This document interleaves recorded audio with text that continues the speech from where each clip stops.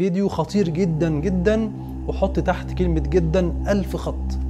فيديو خطير جدا للبابا شنودة هنعرضه ان شاء الله، فتابعوا الفيديو خلونا نعرض اول جزء من كلام البابا شنودة ونرجع نكمل.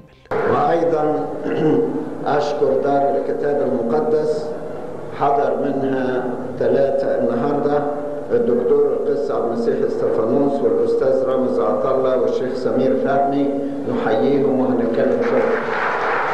البابا شنودة بيقول ان هذه المحاضرة حضر فيها 3 من المسؤولين عن دار الكتاب المقدس، وهم الدكتور القس عبد المسيح استفانوس والاستاذ رامز عطله والشيخ سمير فهمي. طبعا القس عبد المسيح استفانوس هو كان استاذ مادة تاريخ الفكر المسيحي بكلية اللاهوت الإنجيلية البروتستانتية، والتاني هو الدكتور رامز عطله وهو مدير دار الكتاب المقدس بمصر حاليا، وكان من فترة قريبة في لقاء مع البابا توادرس. والأخير هو الشيخ سمير فهمي أرمنيوس، والشيخ ده لقب بيستخدمه البروتستانت عادي جدا. وانتوا عارفين ان دار الكتاب المقدس هي دار بروتستانتية، يعني 3 من أهم المسؤولين عن دار الكتاب المقدس كانوا حاضرين المحاضرة دي. فخلينا نشوف بعد كده البابا شنودة بيقول لهم ايه. النقط اللي ممكن نقولها هي الآتي، وأنا مسرور طبعا أن هيئة دار الكتاب المقدس موجودة معانا في هذه الليلة، لأن في كلام عايز أقوله ليهم هم بالذات قبل ما أقوله ليكم انتم. أول مشكلة تقابلنا هي الترجمات الكثيرة للكتاب المقدس، وهذه الترجمات بينها وبين بعضها البعض فروق عديدة.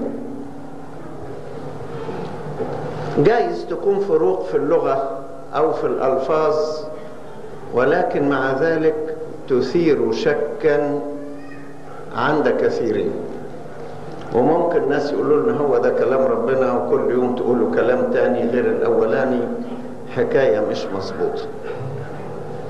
صدقوني لما بيجيني كتاب من اللي اسمه كتاب الحياة ده وهو كتاب مقدس عشان أمضي عليه، ما برضاش أمضي عليه مع إنه الكتاب المقدس، لأن مش موافق على الترجمة الموجودة. احنا مش معناها كل ما تطلع ترجمة في لبنان ننشرها في مصر. مصر بلاد متحفظة، كنيسة كونسيرفاتيف إلى أبعد الحدود. كل يوم ترجمة دي ما بتعجبناش، يا ريت تستقروا على ترجمة معينة ونمشي عليها. الترجمة البيروتية ما احنا مبسوطين منها، هو كتبت مجرد خلاف ان قسيس تبقى شيخ تبقى قسيس، او ان المنعم عليها تبقى الممتلئة نعمة، او ان تقاليد وتعليم. دي حاجات بسيطة ولفنا عليها ونقدر نقولها لأولادنا، ومبسوطين قوي من الترجمة دي وماشيين بيها. ولكن أرجو من دار الكتاب وأرجو ملحا في الملاحظة الآتية: طلعت طبعة جديدة للكتاب المقدس في أولها ملاحظات تقول دي مزيدة ودي ناقصة في بعض النسخ. طب ما الكلام ده يشكك يا جماعة، غير المسيحيين يقولوا علينا ايه؟ انتوا بتزودوا في الكتاب وبتنقصوا، ودي مش موجودة في نسخ ودي موجودة في حاجة تاني. يا ريت يا ريت ان القائمين على طبع الكتاب المقدس يفرقون تماما بين ما يقال في كليات اللاهوت وما يعطى للمؤمن العادي ليقرأه. المؤمن العادي يتعبه انك تقول له دي مزيدة ودي ناقصة ودي موجودة في نسخ ومش موجودة في نسخ.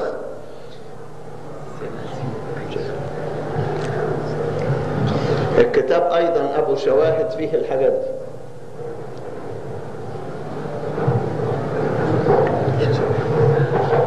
ليس من نفع المؤمنين أن يقال لهم هذا، إنما هذا من نوع التشكيك. برضو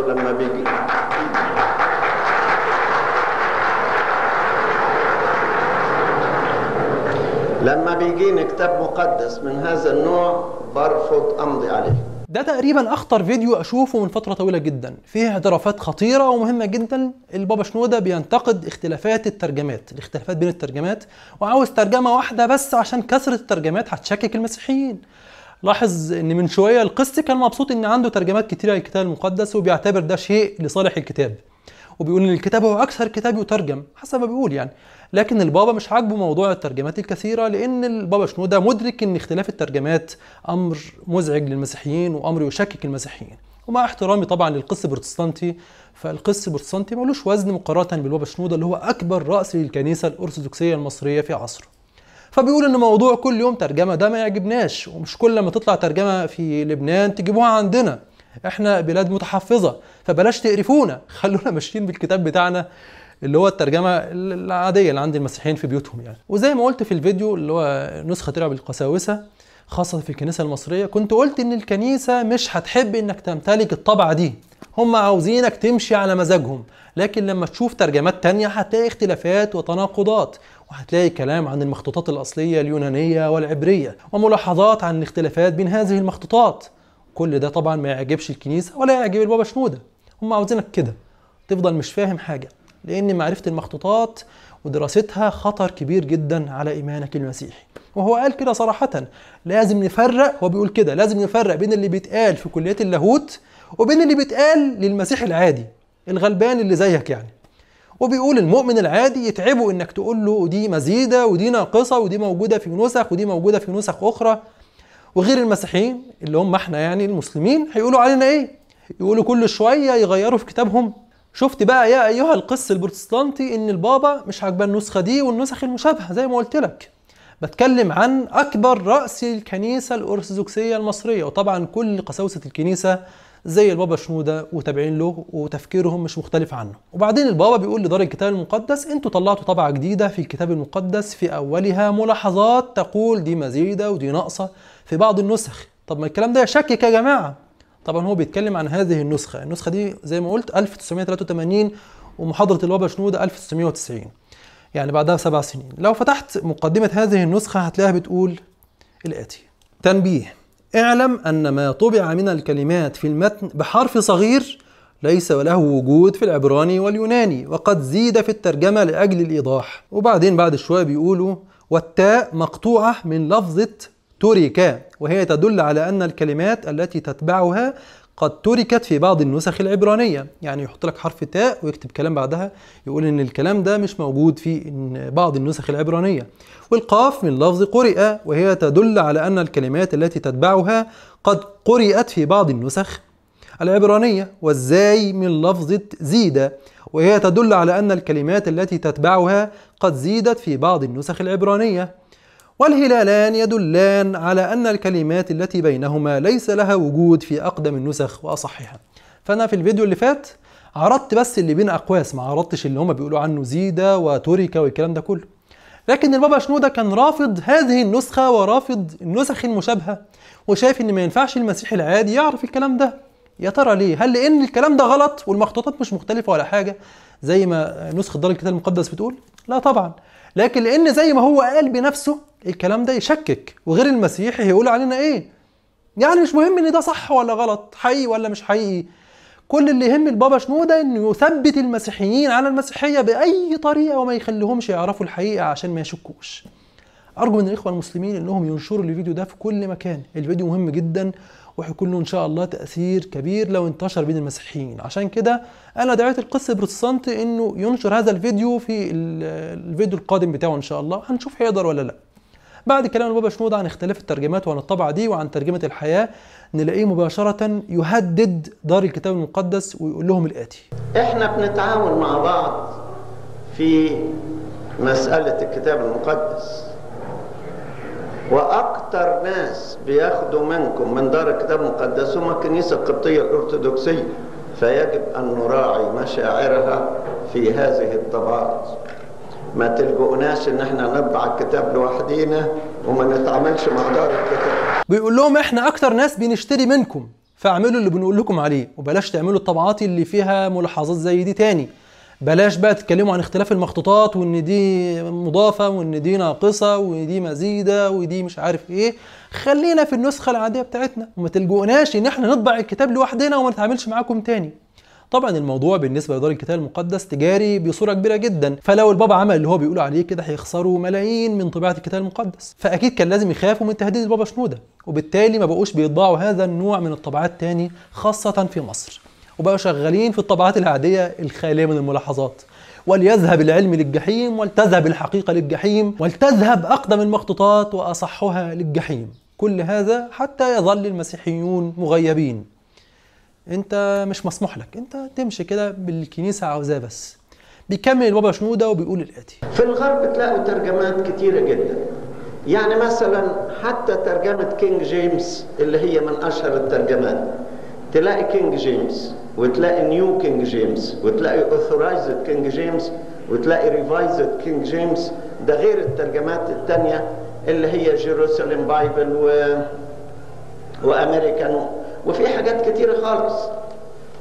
لكن احنا في بلد محافظ، عايزين ترجمه على قدنا، لا عايزين نزود ولا ننقص. الترجمات العديده هي نوع من التحدي الذي يتعب الناس وليس تجديدا، لأن الكتاب المقدس مش بتاع تجديد.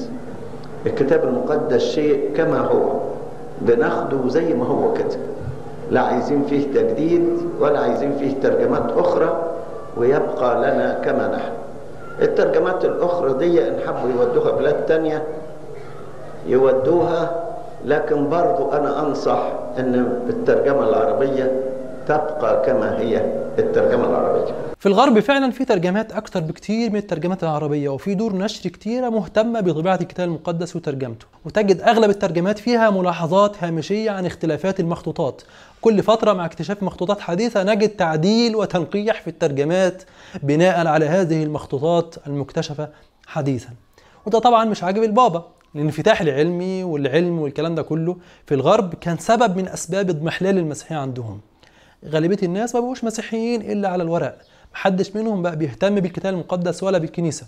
والقس البروتستانتي عارف ده بنفسه، إنه عايش في الغرب المفروض يعني، فبيشوف الكنائس بتتباع كل يوم. مع الأسف مساكين ما عندهمش البابا شنودة عشان يقول لهم بلاش النسخ دي وبلاش الملاحظات دي وهنقاطعكم وهنعمل لكم، وبلاش كلام بقى عن اختلاف المخطوطات. صدقوني لو الكنيسة المصرية سابت الناس يتعلموا وعرفتهم حقيقة مخطوطات الكتاب المقدس، بعد كام سنة مش هتلاقي مسيحيين في مصر، وهتبقى المسيحية في مصر مجرد تراث قديم زي ما حصل في أغلب أوروبا. عاوز المسيحية تفضل ثابتة، خليك حريص على عدم انتشار العلم بين المسيحيين العوام، لأن العلم لو انتشر هتنقرض المسيحية. أعتقد كلام البابا شنودة واضح جدا وصريح جدا. خلونا نعرض جزء آخر للبابا شنودة ونرجع نعلق. فطريقة الكريتيسيزم طريقة متعبة، ومع ذلك ممكن أن يدرسوها في المعاهد الدينية، لكن لا تكون كتبا تطبع وتوزع على عامة الشعب. البابا شنودة بيتكلم عن النقد الكتابي بفرعيه النقد الأعلى والنقد الأدنى. النقد الأدنى اللي هو النقد النصي، وبيقول إن الكلام ده ممكن يدرس في المعاهد الدينية، لكن ما ينفعش يطبع في كتب وتتباع للناس، لأن طبعا العلم هيشكك الناس في المسيحية. واللي احنا بنحاول نعمله في القناة حاليا هو إن احنا ناخد بإيد الناس اللي البابا شنودة والكنيسة مانعين عنهم العلم ونعرض لهم الحقيقة. وزي ما قلت في الفيديو بتاع نسخة ترعب القساوسة، قلت إن كل اللي بعمله هو القراءة من هذه النسخة، كل اللي بعمله هو القراءة من هذه النسخة ومن الكتب العلمية الأخرى. طبعا الكنيسة مش عاجبها كده، عشان كده واحد زي القس البروتستانتي عمال يهاجم بضراوة. أنا والله ما أريد لكم إلا الخير، أنا بعرض اللي الكنيسة مش عاوزاك تشوفه رغم إنه صحيح. لو الحق في المسيحية فالأساوسة ما كانوش هيخافوا إنك تقرأ وتعرف، لكن الحق في الإسلام. وأنا أقسم بالله العظيم لو أنا مسيحي وشفت الفيديو ده المفروض إن أنا أكفر بهذا الدين على الفور وأتوجه للبحث في الأديان الأخرى، وطبعا على رأسها الإسلام. فأنت يا صديقي لو عاوز تبحث في الإسلام أنا ممكن أساعدك. لو أنت جاد كلمني في حسابي في الفيسبوك أو في تويتر أو على إيميلي أو على رقمي في الواتس، لو أنت جاد، وهساعدك بصدق وأمانة. مش هخفي عنك حاجة، مش عاملك على إنك شخص مسكين غلبان مش من حقك تعرف زي ما البابا شنودة بيطالب. هكون لك ناصح أمين.